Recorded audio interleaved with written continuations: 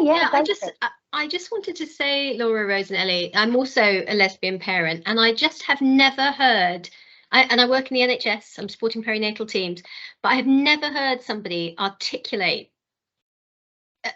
a version of my experience in quite the way you did. And actually that's been such a personally rich thing to listen to. You know, my experience is different from both of yours. But yeah, it was really profoundly moving. Thank you. I really appreciated it. That's okay.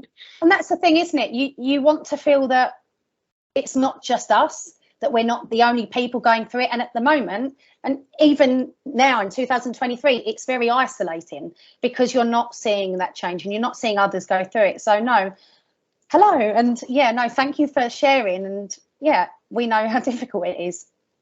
Thank you. Amazing. Thanks so much, Laura, Rose and Ellie, for your workshop in here. No problem. Hello, everyone else. Welcome back from the other workshops. I hope it wasn't too bad. I hope it wasn't too painful. We had a few technical issues, but I think we managed to get there in the end. I did go in and out of some of the workshops and it seemed to be going okay. So thank you for bearing with me. Thank you for your patience. And I hope if you did end up in a room you didn't want to be in, as I said, everything will be recorded and shared afterwards. So I'm sorry, but hopefully you can access perhaps the room you wanted to be in afterwards. Yes, and sorry, it automatically boots everyone out. So I don't know where you were all at in your workshop. So if there's anything additional, we do have a bit of time now. So if anyone has any reflections, you can raise your hand. Rachel. Hi everyone. So we were mid convo and then we all just got kicked out. So there was a really important question that came in, and it was around my view on people using the term black and brown if they are not black and brown. So for example, a white person saying black and brown, and I was just highlighting that we know now that people don't like the use of the term BAME and it being clumped together, and we know there's disparities between even in the BAME, so we want people to actually say who you're addressing. My personal view is to always ask somebody or to address them how they address themselves. It's really difficult to speak. I'm a black woman, but I can't speak for the whole community, and the whole community changes from day to day. And there are some people who refer to themselves as brown. I refer to myself as black. So it's really important that when we're going into conversations, building relationships, we go from a personalized lens and we look at what would you prefer? I want to be respectful to you, so you tell me how you want me to address you or refer to you. And if you're really still unsure, you're creating a flyer or something, create a focus space where other people from that community can come and inform you as to their different views, and you can come to some kind of consensus with them, and that's always co-production. So thank you.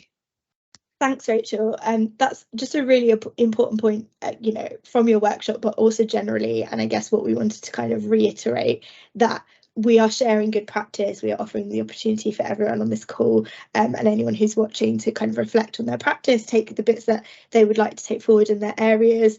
But as you say, personalisation is key, and we can't speak for everyone in a specific community because everyone is different. And I think it's just come up in a lot of presentations. I know as in Laura Rose's presentation as well, around asking people. So thank you so much for picking that point up. We do have a bit of time. Anyone else have any reflections, final questions before I close? No? Is there anything? Let me look in the chat.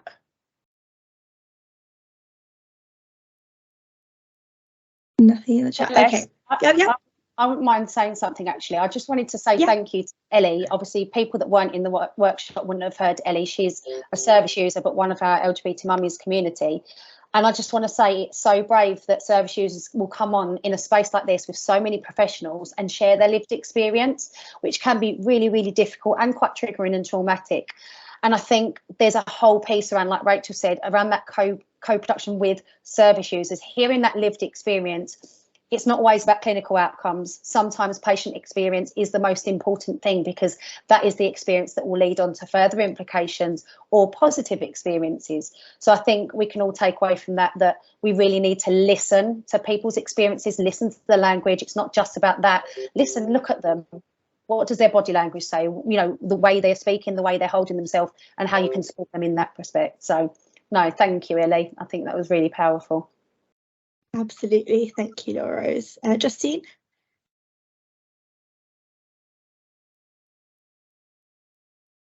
I wanted to share something about language. So one of the teams I'm supporting, I work in transformation, and I'm just currently supporting perinatal. And I thought one of the interesting things about language was that we'd done some work on the leaflet, and we're using additive language as we were talking about in Laura Rose's workshop, Women and Birthing People. And it was interesting to me that we did receive a complaint about somebody who felt excluded by that. And it made me reflect that as a service, or possibly as a trust, when you kind of embark on these processes of change, you need to be ready for the fact that it might be difficult for various people. And you have to be, can't quite think of the right word, you have to be willing to explain why you're making these choices, and to stand by them. Because I sort of just noticed this sort of moment. I thought, oh my goodness, I wonder what we're going to do. Are we going to say, oh, okay, let's not do this, which is not what happened. But I thought, oh, that's an interesting moment for an organisation, isn't it? When you think, oh, that's a bit scary. We didn't really want a negative reaction. We thought we were doing this kind of universally positive thing. But because you're making quite a big change in language, and you know that it's important, you sometimes really have to just stick with it and be patient and compassionate with people who struggle with that change. Yeah. Laura Rose and then Rachel. I think it again comes down to the educational piece, Justine, that, you know, sometimes the people that have these complaints aren't doing it from a place of homophobia, biphobia, transphobia. Sometimes it's just from a place where they don't understand. English might not be their first language. Culturally, they're not aware of LGBT plus people or why you'd use that language. So it's an educational piece. So then taking that positive of, OK, let us explain. This is the population within the UK, the stats that I showed earlier. These are the types of people that will be using the service. How would you feel if you came into the service and there wasn't a space for you? Yeah. At that point, people will go, oh, well, no, but there would be a space for me. But what if there wasn't? Marginalised minority groups, a lot of them, LGBT plus people, there isn't a safe space for them. They're not represented, they're not validated. So this is why we're changing the language, and we're really happy about it. And we hope that you feel happy too, that all humans, all people that use the service will now feel safe enough to enter it. If at that point, you know, you've been empowered, you've been positive, at that point you've educated that person or those people or that community, and they still don't have an understanding of why you've done it and they still don't like it, that's where the ill intent comes from. You've done a great thing, but again, you've got to have that, what do we say when we're hit with this? What do we say when it's on the news or it's, you know, being trashed on social media? Unfortunately, not everyone wants change to include everyone. Discrimination happens, racism happens, it's just the way it is, homophobia, etc. But if you do that, you've done everything you can. You're never going to change their minds, but you've done up to that point, the end of the road, in a positive way. Thank you, Rachel. I was just going to say, in our group, I was sharing about how much the community changes and how current affairs impacts that change. So I was sharing that, you know, many of the mothers within our community had never actually stood up or addressed racism. And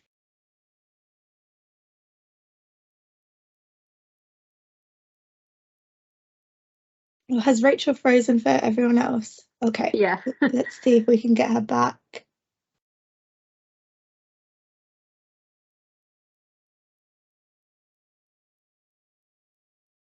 Oh, Rachel, you froze for a sec, but you're back now. sorry, can you hear me now? Yeah. Yeah. Okay, so I was just saying that until after George Floyd's murder and the polarisation of the Black Lives Matter movement, many of the women and people in the community didn't even feel confident actually standing up and speaking up about it, kind of brushed it under the carpet. Many ignored it. Many were only just about equipped now through this awful incident on how to actually address it, and then to address it without being deemed as aggressive and angry, and you know, you're using the race card. So when you think about that dynamic change that's happened, and it's happened so quickly, and that a statutory service now needs to adapt, meet the needs, pick that up, learn how to do that all in one moment, you are not going to get it right all the time. But if you're doing a damn good job at trying to get it right every time, and keep going back to the people, keep going back, they're always changing. If you look at the census, the people that were here last week have probably changed from this week, you know. So you need to be ever ready to learn and grow. What you learn in your educational journey to this point, probably loads of things have changed, and that's the beauty of working with human beings and people. Even we as mothers, once those babies come out, we are completely different people from what we were. And I think you need to give yourself that grace as professionals, but you need to always be trying to adapt to that change. Thanks so much, Rachel and Laura-Rose, for your responses, and thank you, Justine, for sharing that, because I think that's exactly the type of kind of like reflection we were hoping to, you know, encourage through these events. And I think it's come up a lot in my conversations with people when we were kind of deciding how we might be able to support through these events and sharing good practice and all that kind of thing. And I think one thing that kind of stood out was, I guess, being willing to try and perhaps, you know, do something that maybe didn't work well and just go back and try again, and working with people to understand, you know, where it went wrong and, you know, how things can be improved and all that good stuff. So I will wrap up now. So thank you everyone for being here. There's still quite a lot of people on the call, which is great. I really appreciate all of your time being here, and I want to thank Rob and Georgia from the Sanders and Tommy's Policy Unit for supporting with the breakout rooms. Thank you to Laura-Rose, Rachel, Sally and Michelle for developing and facilitating your breakout room. Thank you to Jess, Abigail, Trudy and Ellie for contributing to the workshops as well, and anyone else who contributed to the workshops. The recordings and slides will be circulated following the event. Please bear with me on this one. It's not going to be as quick as the other ones because there's more than one and I might have to edit stuff out, so please just bear with me, but they will come, I promise. We have a second event with different workshops taking place on the 29th of March. The workshops are Birth Companions, focusing on women experiencing loss through removal, Birmingham and Solihull Maternal Mental Health Services, focusing on experiences of developing culturally competent care in the perinatal journey. CPSL Mind and the Lantern Initiative will be sharing insights from their co-produced perinatal mental health services for Muslim women in Peterborough. The Leeds Perinatal Service will be talking about the importance of promoting inclusion and diversity within the perinatal period. And we've got 5 times more as well, sharing some insights from working with Black women. So I will put the Eventbrite in the chat now if you haven't signed up to that. We would love to have you there. I will also send all the links to the things I've mentioned in this event, including that Eventbrite link, in an email following the event, alongside the recordings and slides and all that good stuff. I would be very grateful if you would complete a short evaluation form. I read all of them and I try and take any kind of learnings from any bad experiences you've had to make the next event better.